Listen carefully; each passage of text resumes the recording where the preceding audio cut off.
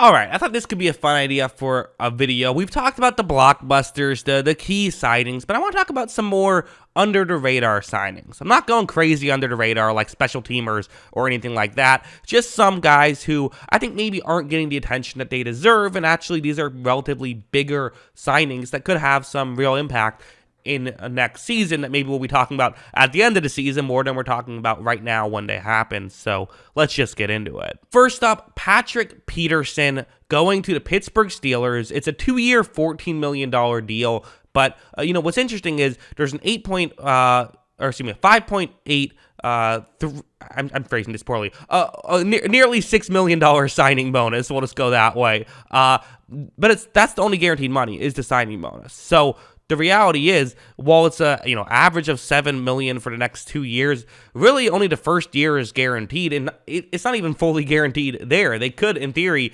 cut him before the season starts and save some money in the first year. Don't know why they would do that, but they can do that. Now, I'm not sure exactly how much is divided if they were to cut him into the first year and into the second year, so maybe there'd still be some dead money year 2. But the reality is, it's a very low-risk deal and a very high-risk high reward deal, I think, potentially, because Patrick Peterson is someone who is coming off a really good year in Minnesota. I think he should be really good for the Steelers next year. Listen, with these older quarterbacks, I'm always a big fan of these signings because it feels like people are always a bit weary of paying an older quarterback money because, well, could fall off a cliff, but they're cornerbacks. They fall off cliffs all the time. 27-year-old cornerbacks suck all of a sudden. Like, who knows what's going to happen? J.C. Jackson randomly wasn't very good, and we all thought that he was, a superstar entering that offseason. Who knows? Might as well get someone who has a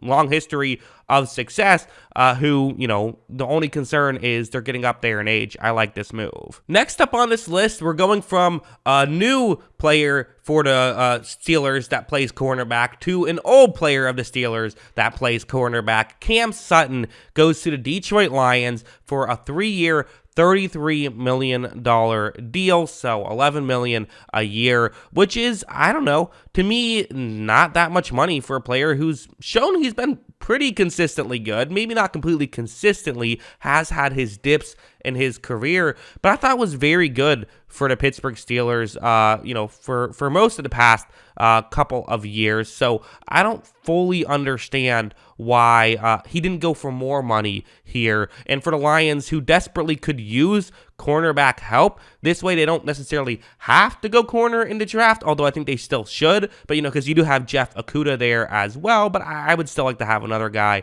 in the building. Okudah showed he could play, but I don't know if he's shown that he's like a star or anything like that. Cameron Sutton, I'm not sure if he's quite a star either, but he's a very good player and kind of makes you just can feel more comfortable about one of your cornerback positions. And again, you need more than 2 guys in the room typically because it is so fluky, so at least you now have 2 guys in the room. Next up is a move that is a blockbuster move that I just feel like isn't getting the attention it deserves for whatever reasons. Javon Hargrave, a 4-year, $21 million a year deal, $84 million total to the 49ers. I mean, this guy is a star interior defensive lineman going to a team that has a loaded defensive line. I feel like people talked about this, but kind of quickly moved on. This is a blockbuster on a blockbuster, and with the team and everything. I mean, this is about as big of a blockbuster as an interior defensive lineman move could be, unless it starred Aaron Donald in it. So again, I think people talked about this move. It's not something that you're not aware of, but I just feel like it isn't getting talked enough about as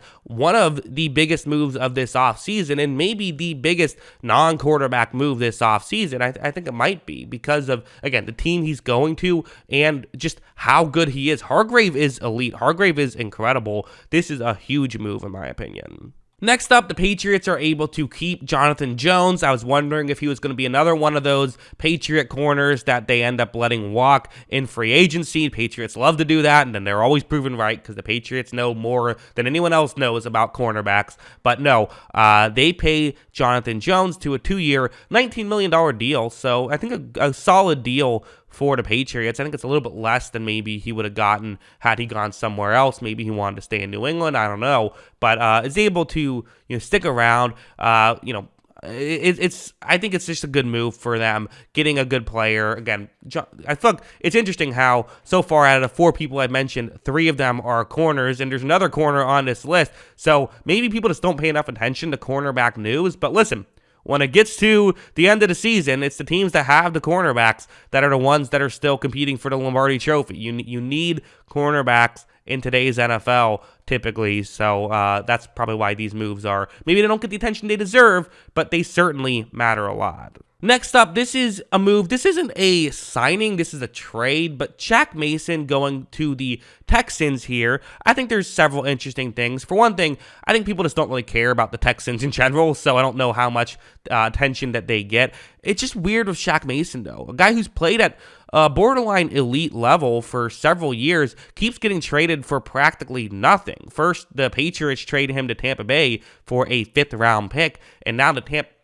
Bay Buccaneers need to clear cap space, trade him to the Texans for a 6th for 7th swap. His contract is not that bad. It's $8.5 million. It feels like it's not crazy that Tampa Bay had to get rid of him, right? Okay, where can we clear cap space? All right, here's a veteran player making a decent amount of money. Sure, it makes sense that he's the guy they circled and said, let's shop him. It's just weird that that's all he gets, right? It's weird that no team says, okay, we'll give you a 4th rounder for him. Like, that still feels like it would have been a steal. It makes me wonder if the NFL doesn't value Shaq Mason the way that we all do. I don't know what's going on there, but that's just a weird scenario. But hey, good job for the Texans. They're going to, we assume, want to be protecting a quarterback that they draft 2nd overall. So, make sure that you get someone that can help do that. Next up is a one that I'm surprised Marcus Davenport went for so little. A 1-year, $13 million deal for Davenport. I thought he could be getting 20 plus potentially. And Davenport's one of those guys where his advanced stats have always been very good. His actual production has fluctuated a decent amount. He did have a 9-sack season in 2021, but just half a sack last year, interestingly enough. He's someone who does a lot very well, incredible run defender, and I think still a very good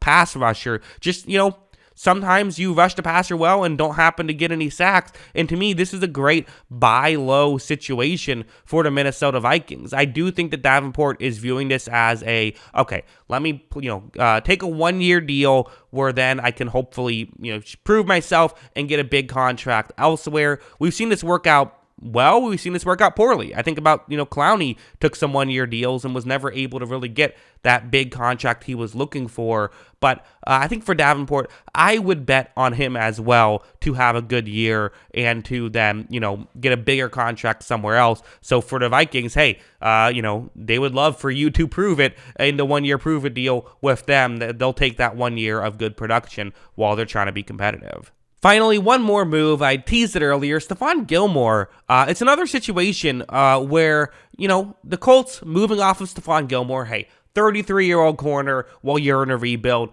Not helping you too much. Get a draft pick for it. I would have liked a better draft pick than what they got, though. Only a 5th-round pick for a player who is really good. I mean, again, coming off of a great year, it's kind of just weird that this, this happened. I didn't fully understand why they wouldn't be able to, get more for him. Why isn't there other teams saying we'll trade more than a 5th-round pick for, even if it's just a year of production? 1-year rentals are still valuable. I think the NFL just doesn't view it as valuable as maybe they should. But for the Cowboys, a team that, they could use another corner. Diggs has kind of shown he can be volatile, although still valuable. Getting someone in Gilmore who, if Gilmore can hit next year and Diggs can hit next year, this could be one of the best defenses in football, and it's already a really good defense. So that's a scary thing to think about if you're going up against Dallas. Fantastic move for them, and it could potentially put them in the Super Bowl contender category. Again, I think they have some things they have to work out on offense, but when we were talking about how can the Cowboys get that much better this year, well, this is how. So yeah, those are my 7 underrated moves. What do you think? Let me know in the comments below. Always love hearing from you, and of course, as always, thanks for watching.